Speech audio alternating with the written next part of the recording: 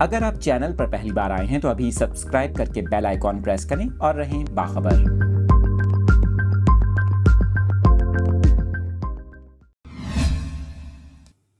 کراچی سے افسوسناک خبر کی تفصیلات اپنے ناظرین کے ساتھ شیئر کر رہے ہیں۔ شہر قائد میں ڈاکو بے لگام ہو گئے۔ ڈکیتی مزاحمت پر فائرنگ کے نتیجے میں 2 افراد جان سے گئے۔ آپ کو بتائیں کہ کراچی میں میٹرک بورڈ آفس کے قریب یہ انتہائی افسوسناک واقعہ پیش آیا ہے، جہاں آپ کو بتائیں کہ ڈاکوؤں نے مزاحمت پر online food delivery company کے رائڈر کو گولی مار کر قتل کر دیا۔ اس حوالے سے پولیس کا یہ کہنا ہے کہ میٹرک بورڈ آفس کے قریب فائرنگ سے ارسلان نامی شخص زخمی ہوا، جسے پہلے عباسی شہید ہسپتال اور پھر جناح ہسپتال منتقل کیا جا رہا تھا کہ وہ راستے میں دم توڑ گیا۔